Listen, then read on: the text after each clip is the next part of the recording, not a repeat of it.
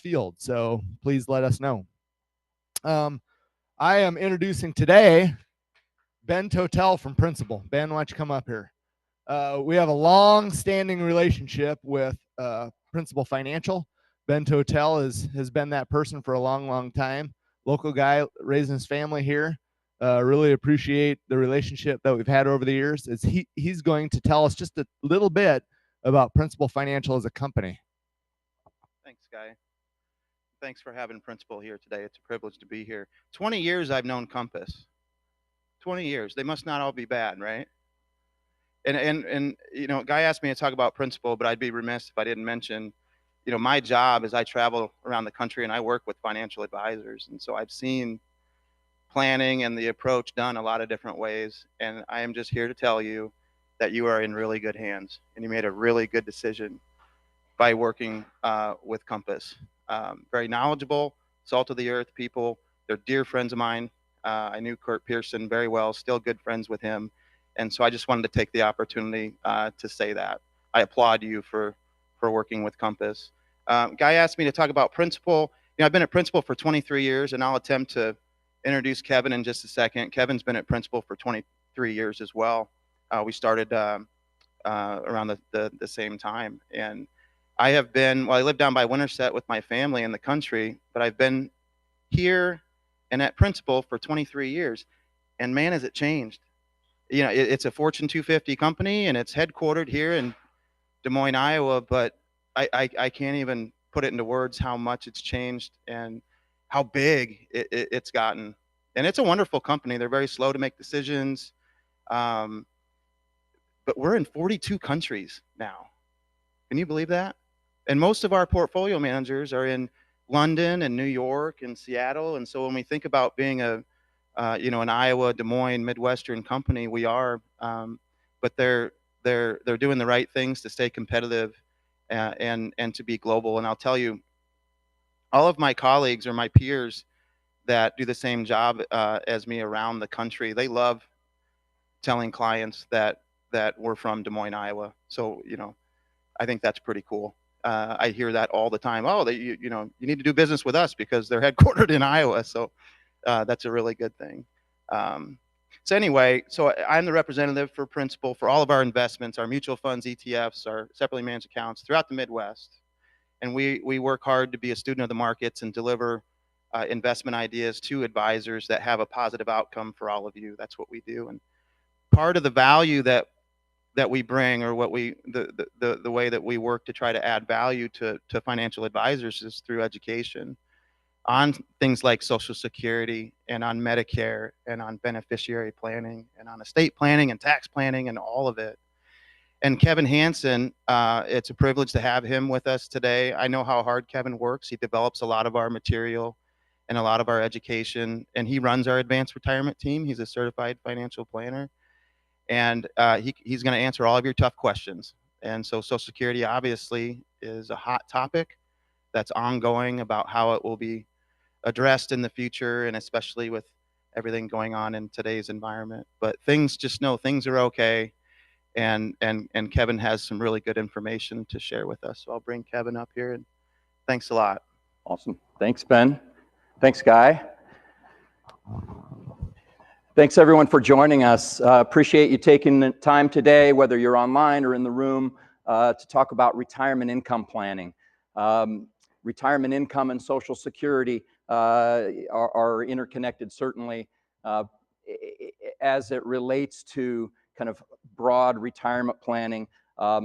Like Ben, I absolutely appreciate being here and working with this team. I have a chance to travel around the country. I was just telling some folks about a presentation I did at Stanford University last week in California, and people all over the country, no matter where you are, they want to understand what they're doing a little bit better. They want to be able to be confident that they're putting their best foot forward when they make a decision, whether it's on Social Security or something else that might be related to retirement planning. So I'm a huge fan, no surprise, I'm sure, but working with a financial professional is something that I need and that I still do, having been in the business for over 30 years now. When it comes to Social Security, There are no shortage of questions. Ben said, ask him the tough questions, and I love it. So don't hold back. If you've got a question that you want to ask, we'll take questions at the end. For sure, I'll leave time.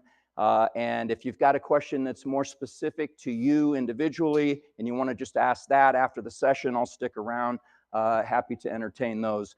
We're going to talk about the key questions that my team receives around Social Security, and it's basically what you see here. The main question is, when should I file?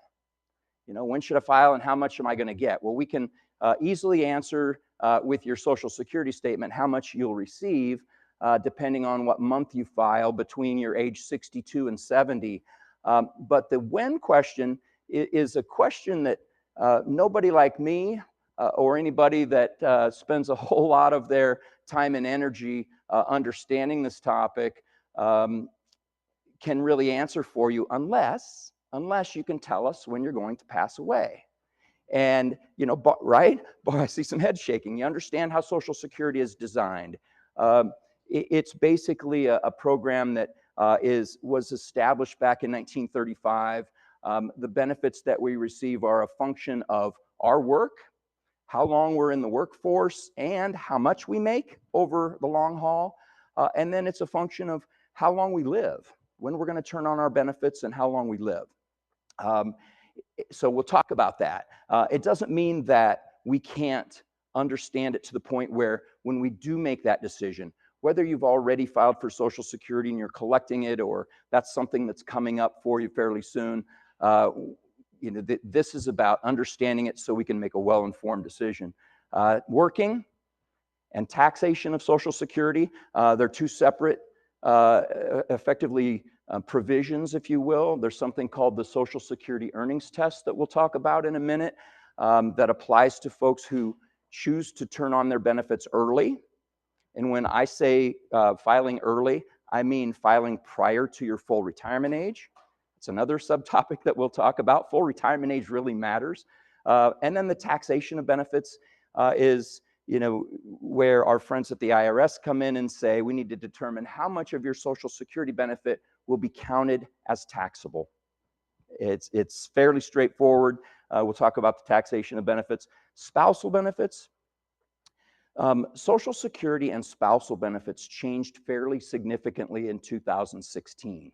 That does not mean that we don't get a lot of questions on spousal benefits. There were some strategy things. You may have heard of something called claim and suspend. That changed fairly significantly. It doesn't mean you can't suspend your benefit. You still can do that if you're full retirement age or older, but it comes with some negative ramifications if you have a spouse collecting. So spousal benefits and a number of other provisions. I already mentioned 1930s. 1935 was when Social Security was signed into law. It was established because Congress recognized the importance of having a safety net to the strength of our country overall, the security of our country. The more folks that are in poverty, the weaker a country tends to be. We were one of the last developed countries to establish our own Social Security program. 1935 is when it came in. Age 65 is an age that I think most of us kind of lock into, or at least we used to. If you're my age, if you're in your 60s, you realize that you might think of age 65 as being retirement age, and that's because of this. Full retirement age being age 65. My dad is almost age 86. He was one of the last folks whose full retirement age was 65, and then it slowly increased to where full retirement age was 66 and then 67, and we'll take a look at that in more depth here in a moment. Regular monthly payments started coming in 1940, and you see some other changes. Medicare is part of, it's operated under the Social Security Administration, entirely separate program with entirely separate rules. If you have Medicare-related questions when it comes time for Q&A, I'm happy to entertain those too. You see 2009 there, FRA, full retirement age was increased from 65 to 66, and then in 2021, full retirement age gradually increased to 67. Does that mean if I were going to retire in 2010, that was going to affect me? Absolutely it would. But I would have known about that for the last 20 years. Changes to full retirement age. You mentioned college planning and having kids starting to school. My wife and I have 2 daughters in college right now. It's very likely that their full retirement age is going to be something more than 67, right? And it's just the reality that we're all living longer than we used to back in the 30s and the 40s when the program came out. The more that the general population lives beyond full retirement age, the more pressure is on the program. It impacts the health of the Social Security Retirement Trust Fund. So, sorry, I did a double click there. We'll talk about eligibility for just a moment. Social Security is available as early as age 62. There are circumstances that we're not going to talk about today that would allow an individual to collect Social Security much earlier than age 62. If my spouse were to pass away and if I had children in the household under the age of 16, as the parent in care of those children, I would be eligible to collect Social Security regardless of my age. If I don't have children in care in the home and my spouse passes, I could collect Social Security as early as age 60. That's a survivor benefit. We're going to focus, most of my comments are going to be directed towards Social Security retirement income. So I have to be at least age 62 to collect a Social Security check. I have to be eligible based on my work. I have to have worked for at least 10 years to be eligible to collect a Social Security benefit, because I can get a maximum of 4 credits per year. So working 10 years would get me 40. I have to have those 40 credits. And it's not so much the time frame or the one every quarter, so 4 a year. It has more to do with your income. Even someone who is working part-time can absolutely receive a credit of Social Security to the extent that you work part-time and earn at least, this year it's right around $6,000. Then you'll have your 4 credits for the year. I can be eligible for Social Security on my own earnings record, or I could be eligible for Social Security based on the earnings record of my spouse. We'll talk about that in more detail. And then in terms of how much I'm going to get, the Social Security Administration calculates my benefit based on my highest 35 years of earnings. Okay. Oftentimes I'll be having a conversation and there'll be an assumption that maybe my Social Security is based on my last 5 years of Social Security earnings, my last 10 years, my highest 5 or 10. That's not it. It's highest 35 years. Sometimes I'll get questions, and my dad was a perfect example of this. He he kept working. His full retirement age was 65. He started collecting his Social Security at 65, but he continued to work. He had income from cattle and hogs and corn and soybeans, right? And if one of his years of earnings after collecting benefits was higher than one of his other 35, the Social Security Administration automatically recalculates and counts those years and that employment income in years that I continue to work, or that he continued to work in this example, after turning on benefits. When it comes to understanding Social Security benefits and kind of planning, kind of thinking about getting closer and closer to retirement and planning for that date, understanding how much your Social Security benefit certainly matters. What you see here is just a snapshot of Social Security benefit statement. On the left, that's the copy of the statement that we all used to get in the mail every year. You may not have known this, but it came out about 90 days before your birthday every year. That information that's contained on there is critical to kind of thorough and accurate retirement planning, because it will show you how much your benefit would be if you chose to file at the earliest possible age, which is 62, or what would your benefit be if you delayed, maybe as late as age 70, to turn on what would be considered your maximum Social Security benefit. That information is available now. They no longer, there are some exceptions. There are some categories of folks who still receive that in the mail. Most of us do not. If you've signed up for a My Social Security account, you can go to the Social Security Administration website, which is ssa.gov. Sign up for your own My Social Security account, and then you can access the same information that you otherwise would have received in the mail. And they're saving $70 or $80 million on postage stamps by not sending us that benefit, so that's a good thing. Retirement income and Social Security.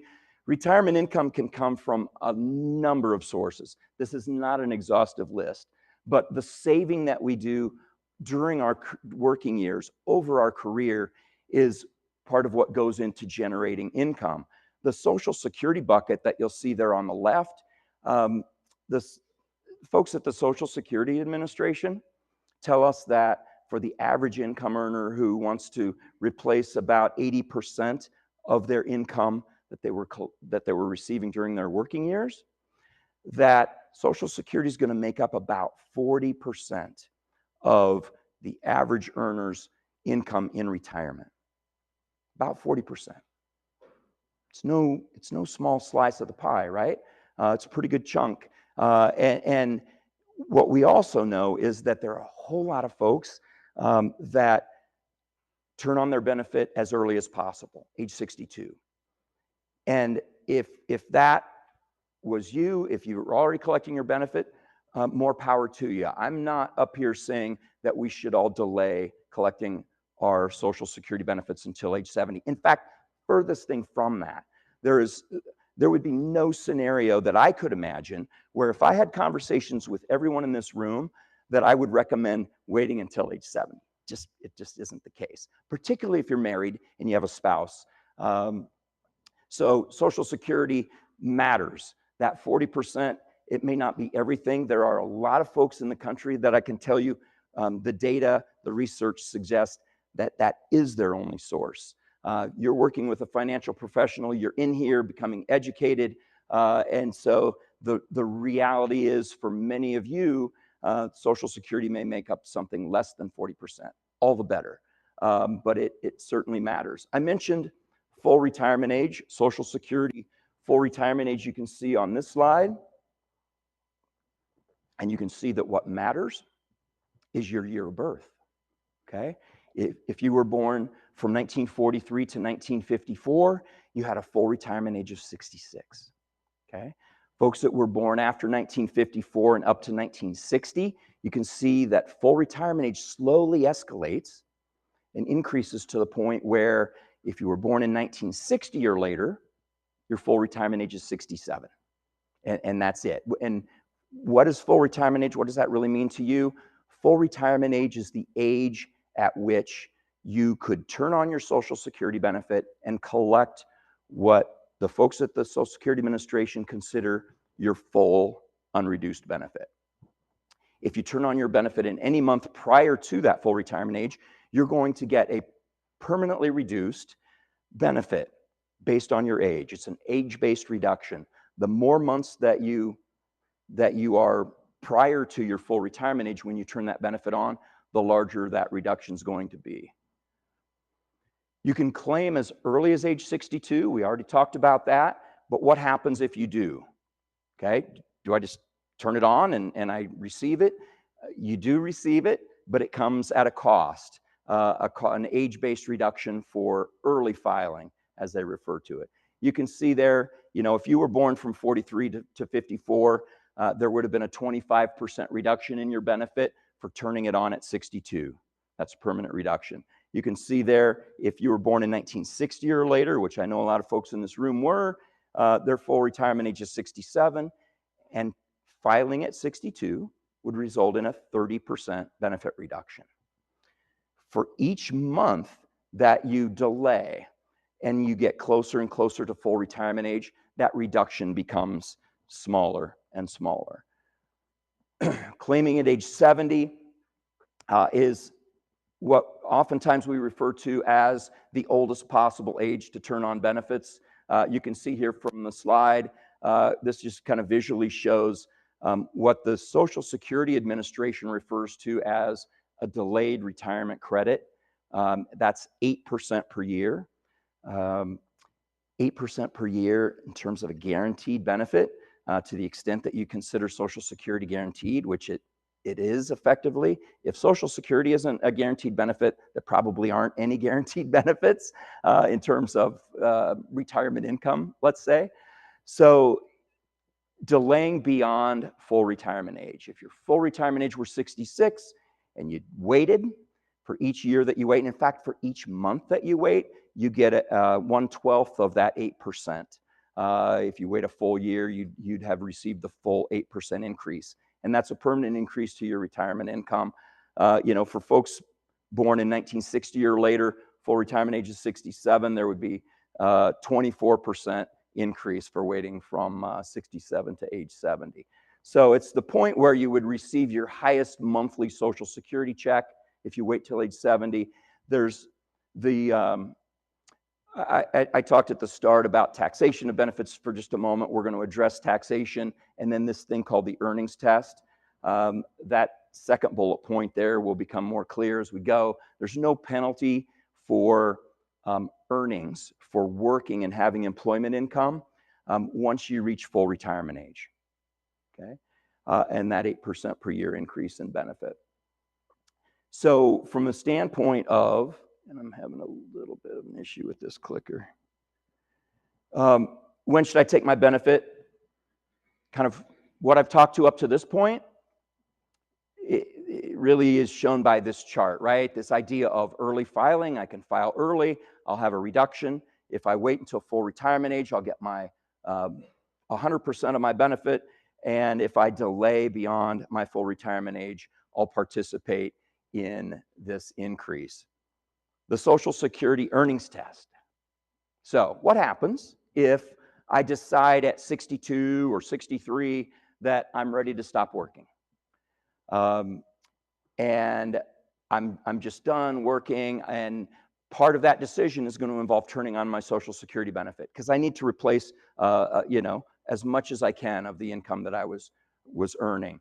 The Social Security earnings test says that if two things are part of your situation, number one, you've chosen to file early prior to 66 or 67, and number two, you've continued to work or you go back to work and you have earnings in excess of certain limits.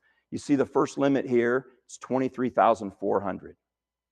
So if I've filed early and I continue to work, if I earn more than $23,400, my Social Security is going to be further reduced. And I say further reduced because I said this only applies if I file early. So I've already received an age-based reduction. Okay, so that's already locked in because I filed early. And now if I keep working and I earn more than $23,400, my benefit's going to be reduced by $1 for every $2 that I earn over that limit.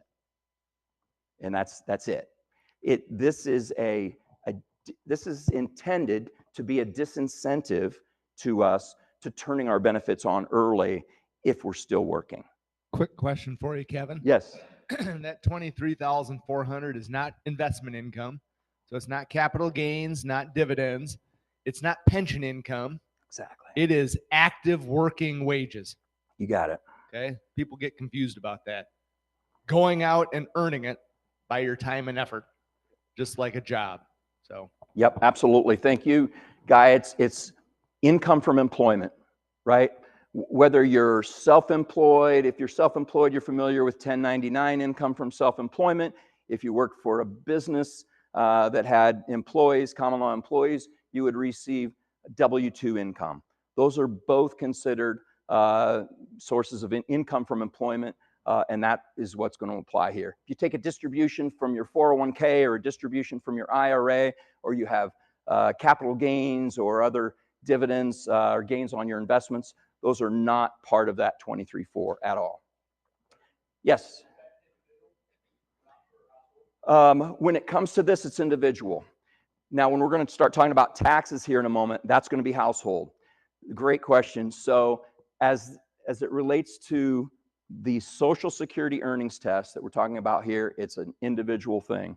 Once I reach January 1st of the year that I turn full retirement age, you can see there's a different number here, a little bit higher hurdle. Instead of 23.4, it becomes 62,160. And instead of a $1 reduction for every $2 that I earn over that limit, it's a $1 reduction for every $3 that I earn over the limit. Don't ask me why, but that's how it is. I joke sometimes that I'll wake up and just kind of say a silent thank you to the folks at the Social Security Administration and in Congress for making this topic so confusing and allowing me to be gainfully employed at this point in my career. Come out and talk to folks about it, because if this were easy, I wouldn't have a job. So the Social Security full retirement age matters. Absolutely. It's going to drive how much you receive in terms of a benefit, but it also is going to matter if you choose to file early and you continue to work.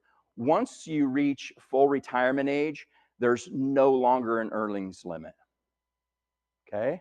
So I mentioned my dad earlier.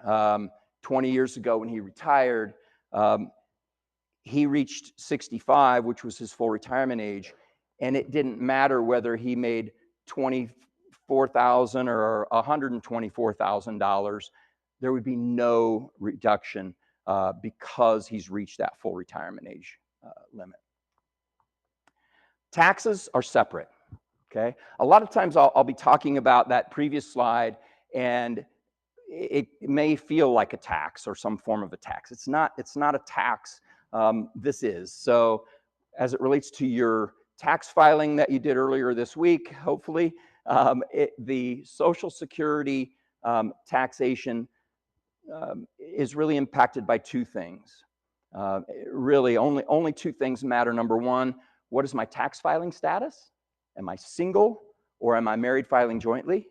And number two, how much is this term provisional income? How much is my provisional income? Sometimes you'll see it referred to as combined income. Provisional income you see at the bottom of the slide, and this isn't overly complex. It's adjusted gross income that you can take right off your 1040 tax form, plus if you have any tax exempt income, that's added. So if you own municipal bonds, my wife and I own some municipal bonds and love the investment, provides balance to our portfolio in a lot of ways, and we get a tax benefit out of it, right? The fact that interest is tax exempt when I file federal taxes is great. The downside is it gets captured in this formula, and it doesn't really, it absolutely doesn't mean that I wouldn't want to own municipal bonds. It's just a fact of how they determine this. So adjusted gross income plus tax exempt income plus 50% of my Social Security benefits. Those three things added together equate to provisional income. For practical purposes, if you just look under married filing jointly there on the right-hand side, you can see, that there's folks who have less than $32,000 married filing jointly. None of their Social Security would be counted as taxable for federal income taxes. If they fell between $32,000 and $44,000, they would have up to 50% of their benefit counted as taxable. And if they earn more than $44,000 of provisional income, up to 85% of their Social Security is included as taxable income when they file their taxes. The bad news here is, for most folks, you can probably count on 85% of your Social Security benefit being included as taxable income. Yep, that's what we see. Very few people. The people that fall in this category on either single or married filing jointly are pretty much just living off their Social Security. If you have any other sources of income, it pretty much bumps you down here on the bottom. So 85% of your benefit becomes taxable income that you report on your 1040. Got it. Absolutely. So if as we kind of get beyond kind of the collecting, when to turn on a benefit, what's it mean if I file early versus file late, You know, what happens if I have income from employment and I filed early? You know, how are taxes going to affect me? There are a number of other aspects to Social Security that honestly just become quite confusing. And I would say spousal benefits tops that list. Spousal benefits were included in Social Security for some obvious reasons. If you go back to the 30s, 40s, 50s, there were much higher percentages of US households that were one-earner households. I grew up on a farm, and it was just kind of a classic scenario. Most of the folks around us, they were one-earner households. My mom, I always thought, worked incredibly hard, but she didn't have W-2 income. She didn't have income coming in on which to pay into the Social Security Administration. The reason I'm talking about this is Congress back in the 30s, within 2 years of passing the Social Security Act and FDR signing it into law, they realized they need to make some adjustments. One of those adjustments was they had this massive hole where one person in the household earned Social Security, the other didn't. What happened when that earner died? There were no benefits to pass. So they added survivor benefits, they added spousal benefits. A spousal benefit, kind of at a high level, we're not going to get too far into the weeds with spousal benefits. Spousal benefits at the most equate to 50% of that worker spouse's benefit. So an individual who, let's say, never is part of the workforce where they're receiving employment income, whether it's 1099 or W-2 income, if they don't have the 40 credits of coverage, the 10 years of work, even part-time work, they're not going to be eligible for their own benefit for Social Security. But if they're married to someone who is, they can utilize the spousal benefit provision. Spousal benefits, 50% at the most. One of the things that's a requirement with spousal benefits is that if I want to collect a spousal benefit, my wife first has to file for her benefits, okay? The spouse has to turn on his or her own in order for the other spouse to collect a spousal benefit. And there are a lot of limits. There are a lot of limitations. My wife and I earn similar salaries and historically have earned similar levels of income. And when we go to retire, our benefits are going to be very similar. When it comes to the spousal benefit, there would be no way for either of us to collect a spousal benefit based on the current rules for Social Security, because of the fact that in order to collect a spousal benefit, to receive one, your own benefit has to be worth less than half of your spouse's, right? If your own benefit is worth more than half of your spouse's benefit, there's going to be no spousal benefit flowing into the household. Divorce spousal benefits are also a big deal. They matter. You know, whether, you know, if my parents had been divorced when they went to retirement when they were in their 60s, what would matter would be this different set of rules. The Social Security Administration would have said to my mom, how long have you been married? Okay. They wouldn't have asked that in normal circumstances, but with a divorce, you have to have been married for at least 10 years. Okay. If you were married for less than 10 years, there's not going to be a divorce spousal benefit that's payable. And I just said in a marriage circumstance where for me to collect a spousal benefit, my wife would have to file and vice versa. If we were divorced, that's not the case if we were married for at least 2 years. Okay, so just another rule. If we were married for at least 2 years and I'm divorced, it doesn't matter if my spouse is filed or not. Okay, I was doing a session. This has been late last summer, early fall. I was in Pennsylvania, central Pennsylvania, which is beautiful, by the way. Lancaster, Pennsylvania, and their Amish farms. And I'm driving out there from Philadelphia, and I get into a room that's about this size with round tables in it. It happened to be an evening dinner meeting, and I'm getting some questions about divorce spousal benefits. I didn't have this slide up, but I start ticking through the requirements for divorce spousal benefits. I say you have to be married for at least 10 years. And there's a woman on one side of the room who's kind of leaning through the crowd and making eye contact with a woman on the other side of the room. And I realized, hey, one of them was married at least 10 years and they're divorced, right?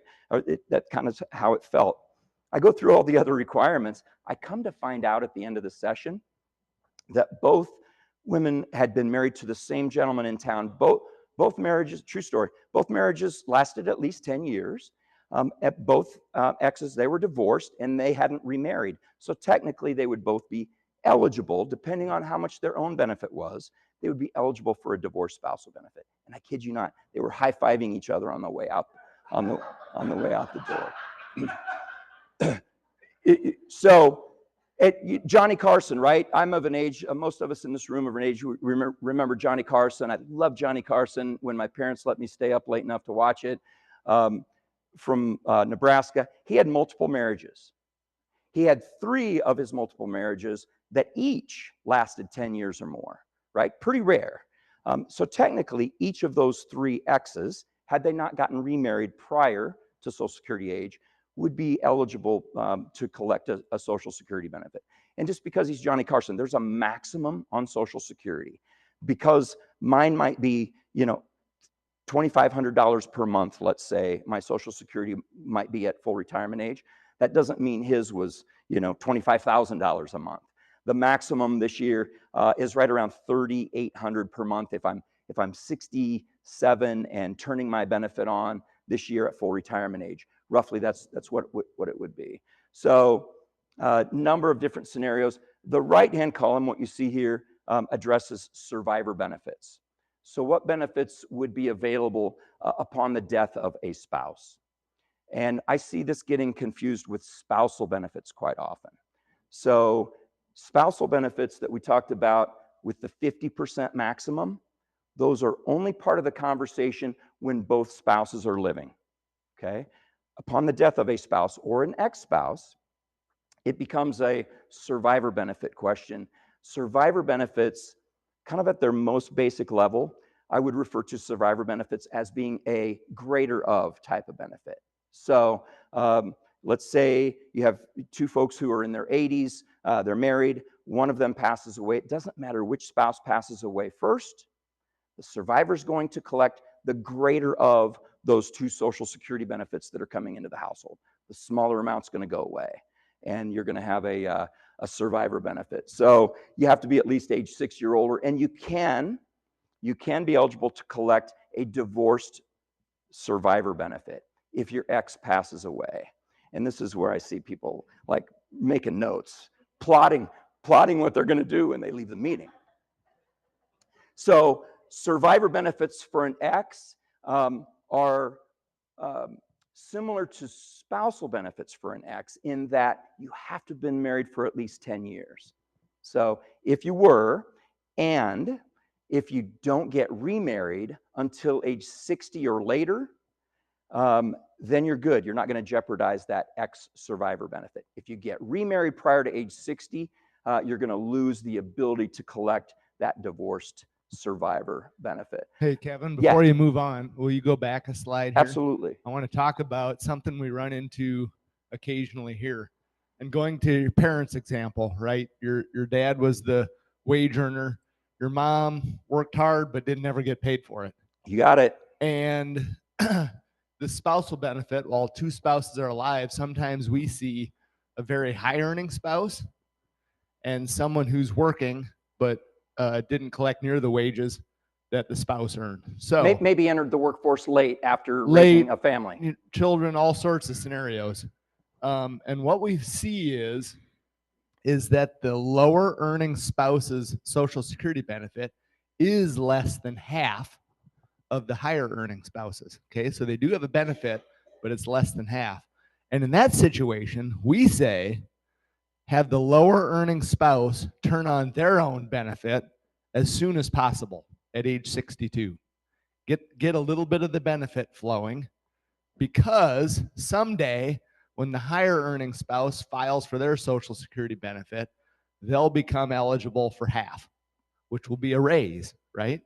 So in one idea, they could not collect, let's say it's for simple math, let's say the higher earning spouse has a $1,000 a month benefit, and the lower earning spouse has a $250 a month benefit. So if you don't take those $250 for all those years before it gets bumped up automatically to $500, which is half of the higher earning spouse, you've lost that money forever.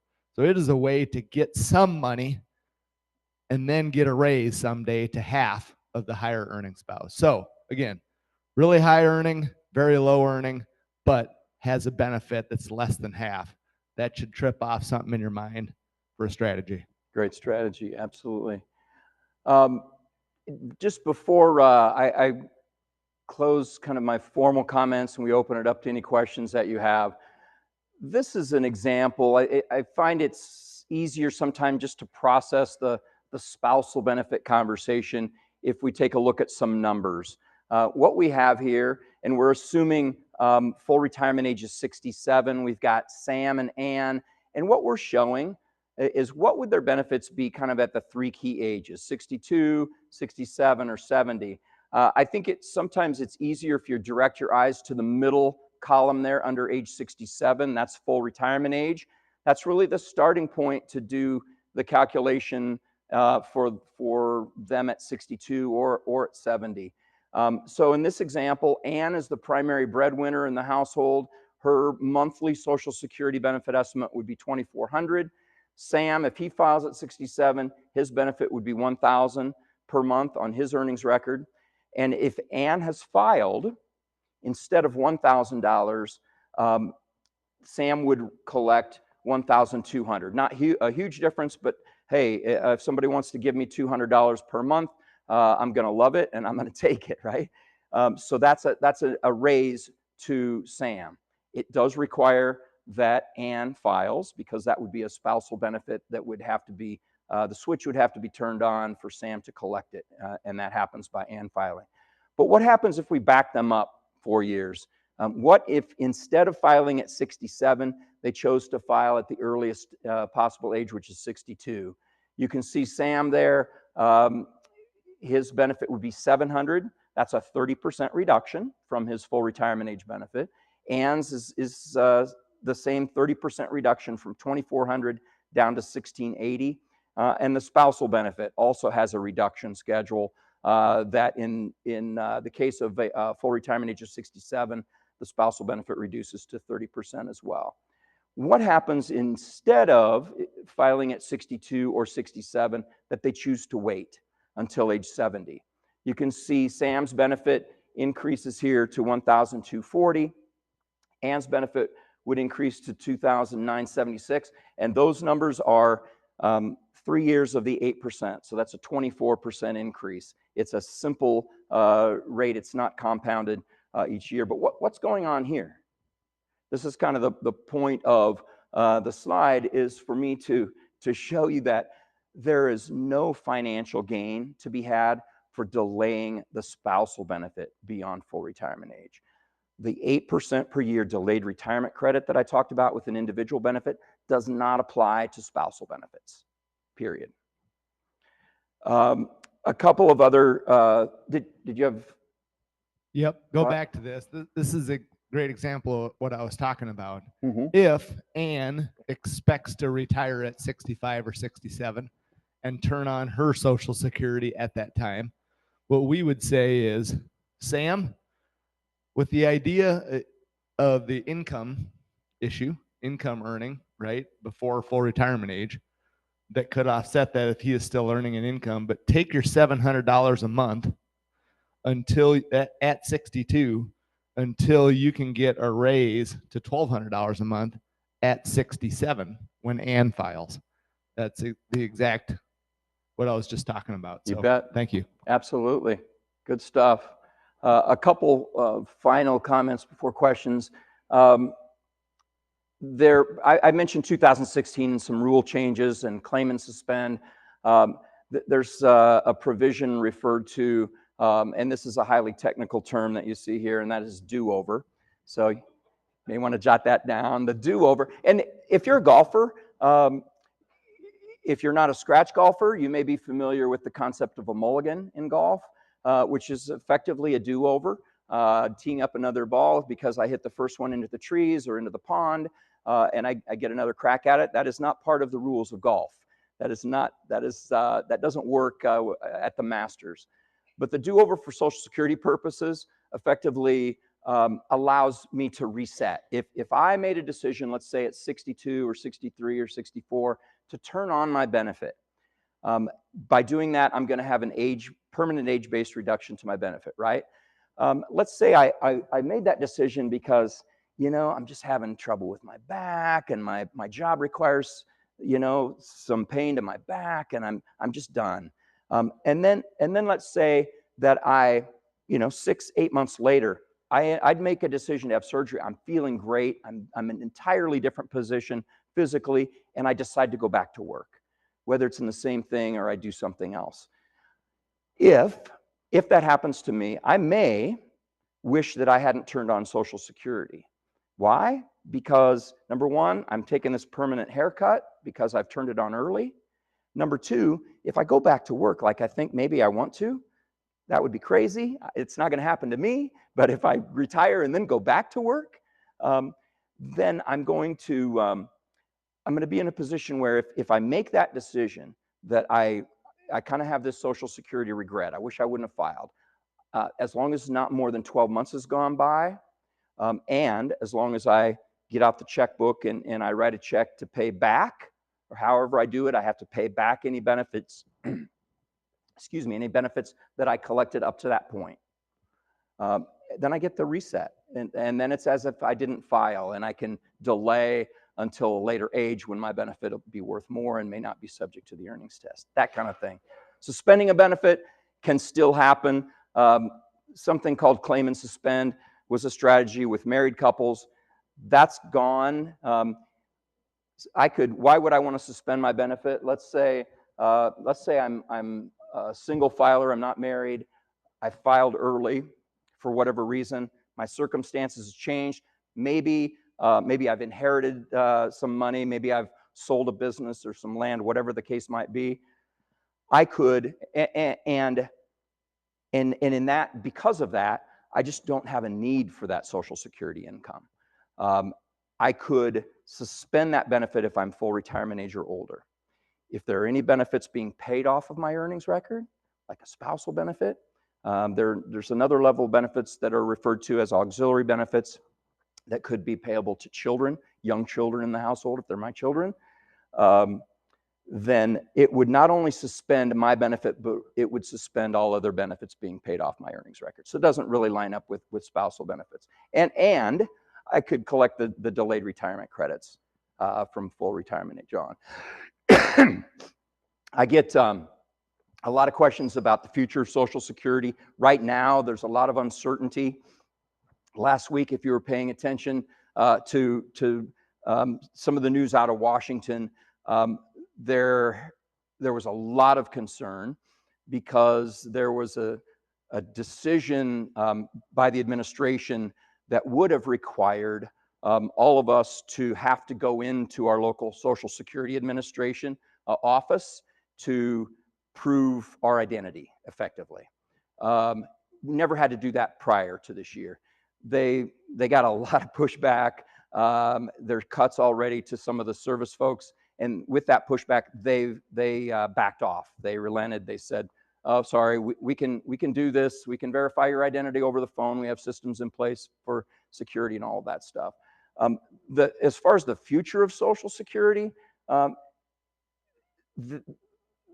couple of things from my perspective. We get a report from the Social Security Administration every year that tells us about the health of the Social Security Retirement Trust Fund, okay?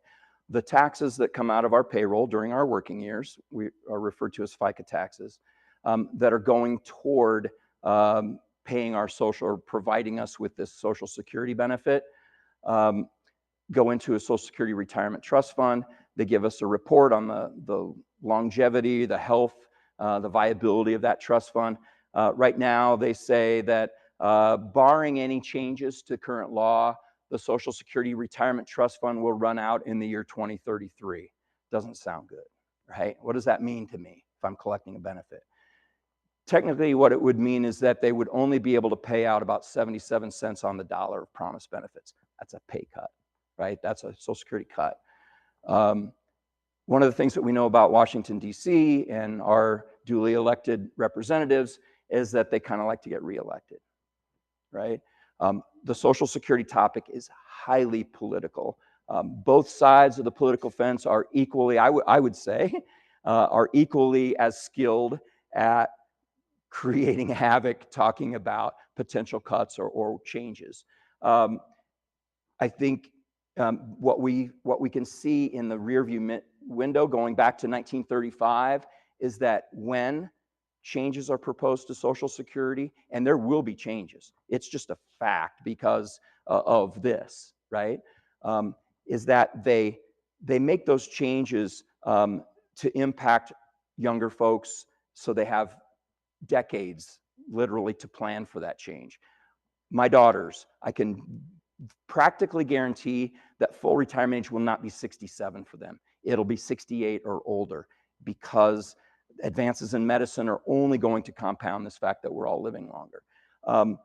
But the beauty for them is they got a lot of time to plan for it. And it's maybe 1 or 2 years further down the road before they can get their full unreduced benefit. Changes to COLA, straight reductions in benefits, increasing FICA taxes, increasing full retirement age are all things that get talked about when it comes to changing full retirement, or excuse me, when it comes to improving the health of the Social Security program.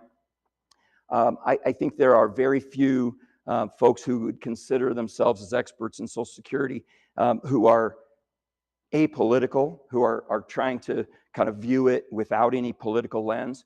There are very few of those folks that would say that we're not going to get changes, and those changes will be constructive, and they'll push the life of the Social Security Trust Fund out by a couple of decades. I can tell you, the folks in Washington, if they're in, are they in session today? If they're in session, they could come in after their lunch break and sign 2 or 3 changes into place that would not impact a soul in this room or have very, very little impact, like changing the COLA that would have a small fractional impact. But it would be things that would impact younger generations that have the time to plan for it. That is the end of my formal comments. Absolutely, thank you guys for taking the time to be here. Whatever questions that you have, I am very happy to entertain those now, so thank you. I'm just going to chip in a few of Compass's thoughts and ideas about this. So generally, people are looking for advice about when I take it. And if you're still working and your income is supporting your lifestyle, there's often not a reason to take Social Security because you get rewarded for delaying it, right? So again, if you're working and you have the income you need to live the lifestyle that you want, generally delay it until you need Social Security. And kind of like Kevin said, it's impossible. Everybody wants to know, how do I get the highest dollar value out of Social Security? And it's impossible to know without knowing how long you're going to be here. So if you're going to be gone sometime in your 70s, the general idea is take it as early as possible. You'll get the most money out of it. If you're going to live into your late 80s and beyond, the general idea is delay it as long as possible. Then you'll get the most money out of it. But again, without knowing those things, it's impossible to know. At Compass, we like to use Social Security as a tool to help you meet your plan, as a tool to help you meet your goals. That's how we like to use it, as a flexible tool. In our experience, very few people wait until 70. I would definitely say less than 10% wait till 70 to claim because they're needing the income before then. And kind of like Kevin said, it's a pay-as-you-go system. Right now, basically $1 goes out and 80 cents comes in, right? That's why in about 10 years, something's really going to need to happen. A piece of useful advice is we have found the Ames office, Ames Social Security office, to be a much more friendly and helpful and timely place to get an appointment than the Des Moines office. Okay, that's just, I encourage everybody to drive up to Ames. It's well worth your time. We are very close to done. What's the time, Caleb? Okay. We have time for just a few questions. Nothing has come in from our online recipients yet. Do we have any questions here? Or if it's very personal in nature, we would encourage you to come up and talk to us afterwards. If there's no questions, oh, right here. Oh, hold on. Hold on. As far as the survivor benefits, Yes. it states that you can get up to 100% of your spouse's benefits. Is there a reduction if you file early? There is. And how does So, yep, absolutely. So think of Social Security as just that. Regardless of the type of benefit that I'm dealing with, if I turn it on prior to my full retirement age, there's going to be an age-based reduction. There's a different reduction schedule. It's not drastically different, but it's pretty similar to individual benefits. From a planning perspective, thinking about survivor benefits, oftentimes it's very common for me to say Social Security generally is an inflexible program, right? Unlike Medicare, which I talk about a lot too. When it comes to turning on your Social Security benefits, it's usually you're doing it, that's it, you're set, and now off you go into retirement. With Medicare, you have annual open enrollment period, things like that. As it relates to the survivor benefit, if I find myself in a scenario where my wife dies, neither of us have turned on our benefits yet. Let's say I'm 62, I have the option. Or let's say I'm 60. Because of the survivor benefit in the scenario here, I could get that benefit reduced as early as age 60. They give me the flexibility to, instead of turning it on right away upon the death of my wife, I could delay that up until my full retirement age. And then I could get it at its unreduced level. I could also turn the tables, depending on the difference between the survivor benefit and my own benefit. I could turn on the survivor benefit early and delay my own benefit until age 70, and then turn on my maximum benefit, knowing that it's worth more than the survivor benefit. Or if my own benefit is worth less than the survivor benefit, and it would not kind of skip over and increase beyond the value of the survivor benefit, I could turn my own benefit on at 62 and then switch over to the higher survivor benefit at 67, that kind of thing. So there's flexibility for surviving spouses in that regard. Wonderful. Thank you for coming today. Please spread the word. You can access our videos online, send them to friends, invite people you know that need to understand this stuff. So thank you for your trust.